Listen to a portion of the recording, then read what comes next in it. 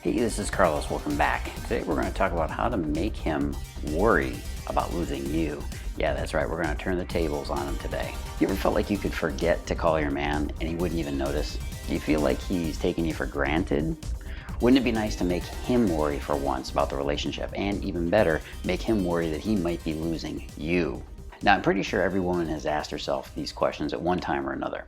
Knowing that someone misses you and is afraid of losing you is the ultimate power in relationships. And it's also a power that you should be very careful of manipulating. Look, I won't kid you, we all fantasize about this from time to time, even guys. It's easy to assume that the other person is always going to be there for you. Once a relationship starts, we all hope that this means we don't have to worry about losing them, right? I mean, we all want the peace and the security of being in a stable relationship. The problem is when the guy doesn't tell you where he is, what he's doing, or who he's doing it with, leaving you feeling unsure and insecure. And of course, let me insert my little game disclaimer here. I don't approve of game playing, but let's face it, all social interactions have a form of a game playing in them. And I'm going to show you how to do these things, not to manipulate, but to leverage the power of healthy interactions to get the romantic results that you want. Enough said? Great. Let's get on with number one. Tip number one is remind him of life without you. A man will quickly forget how crappy it was without you. He'll forget in just a few days how alone and sex-free his life was before you came into the picture. So you should definitely remind him on occasion. We forget to be grateful, but I'll tell you one thing, loss is felt right to the bone. Now there are a ton of ways you can do this one. Number one is you could make plans with your girlfriends on a night that you usually spend with him. That's right. Be prepared for his best little sad little boy face where he pouts. Let him pout it out. He just needs a little incentive to remember what he's got. Number two, be vague about plans that you've got that don't include him. Let him wonder about where you are and what you're going to be up to for once. Stop being so accountable for him. Number three, stop answering his texts so quickly. Yeah, I know, he complains when you don't answer quickly, but when he doesn't, you get crickets. And number four, flirt with other guys. No, this does not constitute cheating on your part. We all know women flirt. Flirting does not imply that you're a cheater or a slut either. What it does is it reminds him that you're not a possession. You're a subscription that's always up for renewal.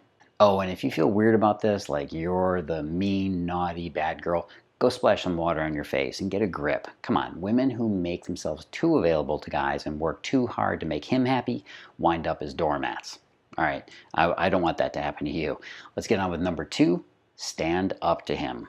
Here's something about guys you might not know. The reason you don't get what you want from men is usually because you're offering the option to him. Chances are you've gotten pretty used to communicating with women where being firm and telling it like it is will get you thrown out of the group. But this isn't true, and this isn't how it works for men. If you give a man an option, he'll take the one that suits him best, that works for him. It's not selfishness. Well, okay, maybe it is a little selfish, but it's mostly about his convenience. So in a relationship, it's very tempting to a woman to go along to get along. Don't rock the boat, right? Wrong. Men respond to backbone in a woman. We don't like pushy, annoying women, but we love it when you challenge us. So don't be so easygoing about your relationship. The nature of men is that we will simply take anything for granted that's handed to us. Don't let things get too easy in your relationship. All right, tip number three is make him wonder. Our imaginations are a fertile playground. It's easy to make someone wonder what you're up to. Sometimes we do this by mistake. We forget an important date or an event, or we miss some friend's party, and then our absence it's noticed. So right now I'm telling you that you need to intentionally forget your man every so often and make him wonder what's going on with you. It reminds him that he's not the be-all end-all of your life. For example, texting. Yeah, you know you do it, but why do you do it really? Well, because texting is to a woman what ESPN is to a guy.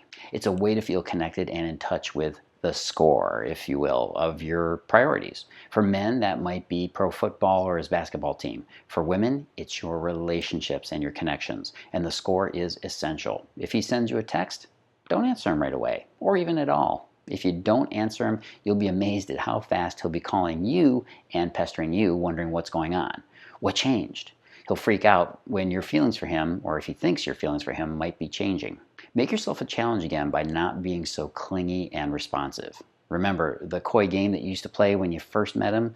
You know how you played it a little hard to get, a little extra cool when you first started seeing him? Yeah, that stuff. Another example I can give you is buy yourself flowers. Put them right there on the table, and if he asks you where you got them, you can just avoid answering. Or play with them a little bit and say it was some hot actor that kept calling you and you finally gave in. The less you say, the more attention you'll get from him. All right, tip number 4 is keep your boundaries. Women are much more flexible with their personal boundaries. I believe this is because a woman's identity typically includes her many relationships. So having more fluid and relaxed boundaries makes it easier for her to feel the quality of her relationships. Men, we're different. We're more protective of our personal boundaries. We're quick to get angry if a friend tries to inconvenience us or take advantage of us. So what you should do is shake up the status quo by putting up some personal boundaries that remind him that you won't be walked on and you won't be taken advantage of and you won't let him run your life. Here's a couple ways to do this. Number 1, lock your phone with a code that he does not get to have. Yeah, you might think that this is, it's good to show that you have no secrets and you trust each other, but not with your phone. Let his imagination run wild with the reasons why. If he thinks some guy is chasing you, that only works to benefit you, by the way. Number 2, it's going to sound a little weird, stop peeing in front of him. Yeah, you heard me. I know how hard it is when relationships get comfortable. You see no problem sneaking in for a quick little pee while he flosses, but actually this is a plague on your relationship. Some couples do it to prove to themselves just how comfortable they are with each other, but honestly, you don't need to cross this boundary. Don't do it. Keep some areas private in your life. And number 3, turn off your phone at night. Look, we're big folks here, right? The fact is that about 8 out of 10 people now sleep with their phones. Some of them even keep it in their hands under their pillow. It's kind of crazy. Are you hoping he's going to booty call you at 3:14 a.m.? Do you need to like something in the middle of the night? The cold, hard truth is that women who understand men and attract men don't pay that close attention to their phones or all these constant messages. Why? Because they're too busy going out with guys. Turn your phone off. At least, 6 to 8 good hours of sleep worth, and you'll be right as rain in the morning, and a whole lot less edgy. Make your man worry about losing you for once. Tip number 5 is to get him to fantasize about you. The single best way that you can make a man focus on you is to get him to think about you when you're not there, when you're not around. You may already know this intuitively. If a guy can't stop thinking about you, you've already won his heart.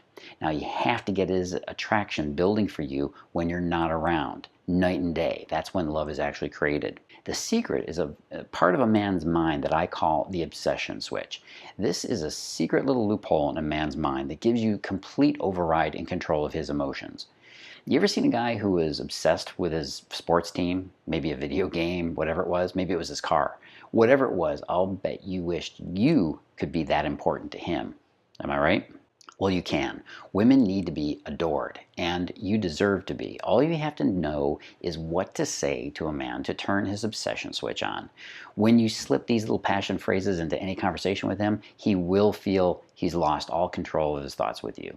He'll only feel truly happy if he's doing something to make you happy. He'll want to know anything and everything about you. He'll want you physically, mentally, and emotionally. He will melt when he looks into your eyes. Now, this is going to change everything. It's going to change the entire game for you when you know this. Go check out the passion phrases. Go on over to datingadviceguru.com/obsession. That's datingadviceguru.com/obsession. Don't forget to like this video, subscribe, and post your questions and comments below so I can see them. This is Cavallo from datingadviceguru.com. Live and love with passion.